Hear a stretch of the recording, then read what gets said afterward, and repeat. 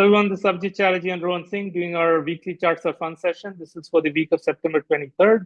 We're doing this recording at the end of the market on September 27th. Wow, exciting times ahead. China, first it was Chair Powell doing a great 50 basis point cut last week, and then immediately followed the People's Bank of China. They've cut the reserve ratio for lending in terms of how much ratio of cash that the banks need to hold by 50 basis points, which means they can take billions of that dollars and then pass it on to the Chinese consumers for mortgage loans. There is quite a bit of help needed for those mortgage loans. If we can help the existing rates for paying those loans for the existing home buyers, that's a big help. So that's now come down quite a bit. And also they've reduced for second homes the down payment needed. Now it's at 15%, which is higher previously. So China is all out there providing the stimulus, call it a bazooka, and the market took off. So let's look at what the Chinese internet stocks are very consumer driven, as we know, because the e-commerce plays. Let's see how they did. Let's look at the Hang Seng Index, which is the Hong Kong index, how well that did. That's primarily where a lot of these e-commerce and internet plays trade in, get the biggest liquidity there. They do also trade in Shanghai, but in Hong Kong is where you get the international liquidity of investments. You see where the Hang Seng Index went. Look at the Dow Jones Industrial and the India Stock Exchange, the NIFTY. India's blue chip is the Nifty 50. We'll look at that. We'll look at the Hang Seng. And finally, we'll look at the global Dow. It's called GDOW, 150 different stocks, similar to the Dow Jones, which is 30 blue chip stocks only that are out of the US.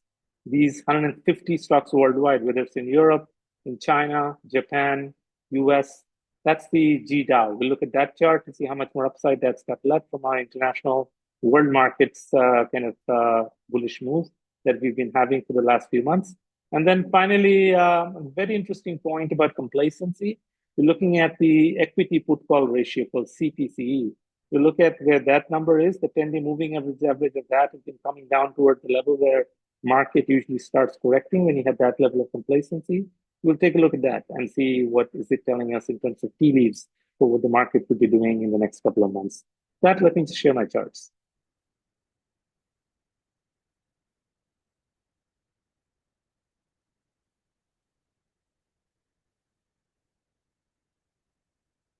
So we have our charts of fun session. That's the site that we have at substack.com. We appreciate you subscribing to it. All you need is your email, and you'll start getting these as soon as we publish it every day.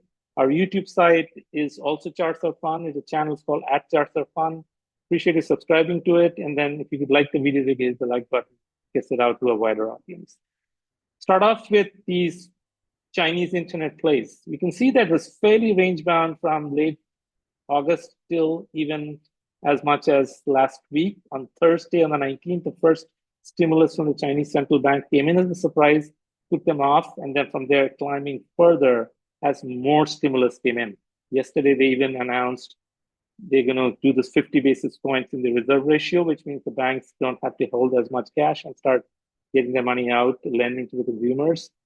Significant stimulus in billions, market took off. The best performer is JD. We know that JD is a behemoth in terms of e-commerce. Right after that is their Temu, which does the e-commerce in the US. But Pinduoduo is the name of the company. That's at 41%. JD is at 51%. These are all last 1 month's performance. So think about it, 51% in just 1 month. Annualize that out to 12 months. You can clearly see that's crazy. That's over 600%. That's how much, that 600% is, you're talking about, 7x is what the JD would have done in an annualized fashion. PDD at 41, KWeb, which is the ETF for these internet stocks, was at 32.9 over the month. Baba at 31.7, Baidu at 23.9 is a bit of a laggard. And the biggest laggard is their conglomerate, Tencent, which has multiple internet properties. They have the equivalent of Facebook, the social network. They have the equivalent of e-commerce. They're also a very big e-commerce player, very big behemoth, and that is a laggard. It's up only 17%. So as I said, we're going to look at the Hang Seng Index, classic inverse head and shoulder. The neckline is somewhere around 18.3 to 18.5. The left shoulder is 17.5. The head is at 16.5. Right shoulder is at 16.9 or 17,000. Breakout measures to 20K. It took out. It took 20K a little by upside to 20,800. We'll have to see it. Extremely overbought.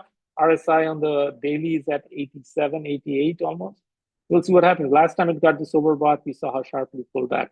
I wouldn't be surprised to see it pull back towards the 18,000 level. We have to see where that does. The Indian stock market, the Nifty 50, is also extremely overbought. The daily's RSI is near 76. A beautiful cup and handles, bit of a slanted cup. The left rim at 25, the right rim at 25.3. So about 200 points higher on the right rim from the left rim. The base is 23.9. So 23.9 to 25.3 is 1,400 points. At 14 to 25.3, you get 26,700. That's our target. This week it closed a test of 26,300 to 77, closed near 26,178, just below 26,200. Another 500 points can be ruled out. Very likely we'll get in the next week or so with the momentum that's out in the international stock markets in general.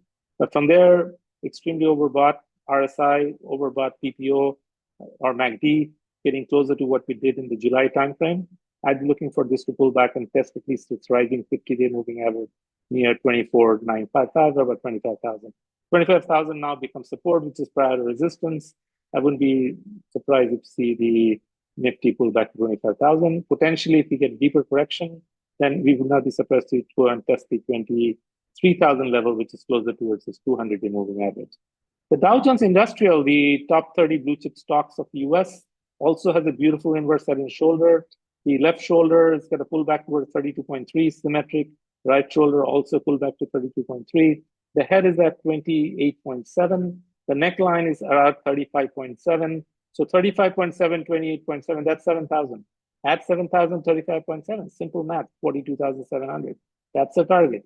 Where did we go? Well, we came very close to 42,628 was the number that it tested. From there, it pulled back slightly, closing the week near 42,300. I wouldn't be surprised to see it another 300 points or so, or 400 points, if we do that in the next week or so. Negative divergence is my concern. This is lower highs, a classic leading indicator of a market top. I am getting worried that this might be, for the time being, the end of this bull run, and we start getting a pullback. At the minimum, I'd see a test of the 20-week moving average around 40,000 and potentially down towards the 38 level, 38.5 level, where the blue rising line is. They're both rising. 20 is above the 50 and they're both rising, which is bullish. But having this negative divergence, having met its 42,700 target, I wouldn't be surprised to start seeing a pullback. Now from there, I'm going to look at the global Dow. This is, as I said, an ETF also managed by the Dow Jones, 150 different companies worldwide across Europe, China, Japan, US, and so on.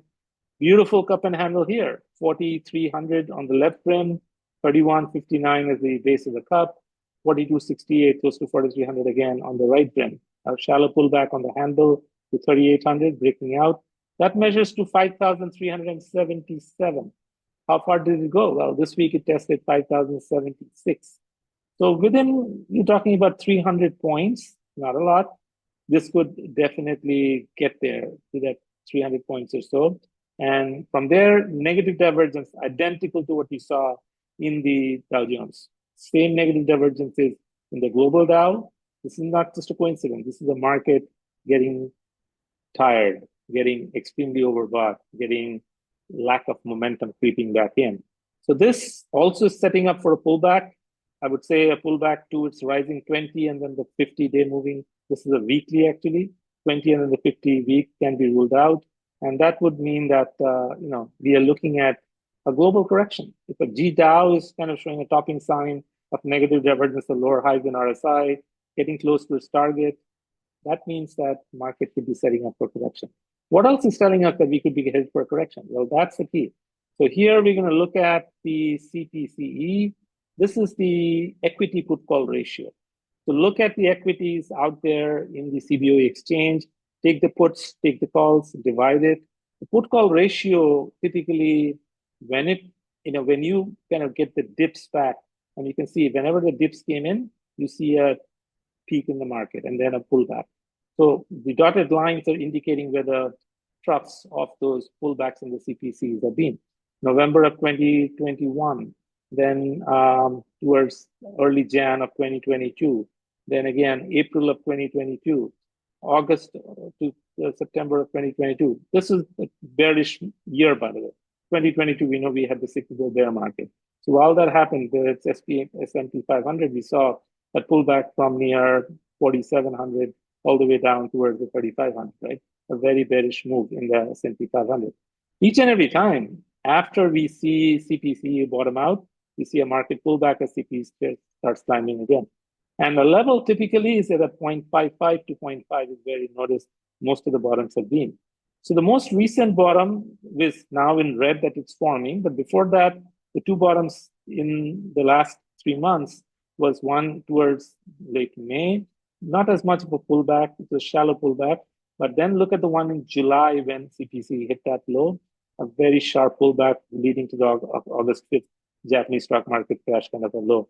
From there, we kind of rallied early September when the CPC had pulled back and then kind of snapped back. We got a slight pullback, but now we are to a point. This is a classic, wave 1, wave 2, wave 3, 3-wave move up and potentially setting up for reversal. The dotted line in red is because it hasn't happened yet. However, we know that the 10-day moving average of this CBOE equity put call ratio is heading closer to the 0.55, a danger sign. The actual value of the put call ratio closed at 0.5 yesterday. That also is a danger sign, high complacency. A lot more calls and puts, double the number of calls than put gives you a 0.5 number. So that means we are getting closer towards a global correction. We saw that in GDOW. We're seeing in the put call ratio at complacent levels. And we're seeing it across the board. NIFTY, the Indian Stock Exchange, is still getting closer towards its target. That potentially the overbought RSI and MACD. We're seeing the Hang Seng with a very sharp parabolic move. These things usually have sharp pullback, very extreme overbought. So overall, be cautious. Let's see how the market, I'm expecting some more upside. Not saying the skies are falling yet. Some more upside to get to those targets that have not yet been met. Dow has some more upside, so does GDOW, and so does NIFTY, and Hang Seng is kind of done with its move. So I think we should just be getting ready for a pullback. Maybe just start selling some calls, out of the money calls to protect your assets if you do get the pullback. And maybe if you're aggressive enough, buy naked puts just to play the move with the market going down. The puts will start going up in price as the market pulls back. So that, good luck investing. We'll talk to you next week. Thank you.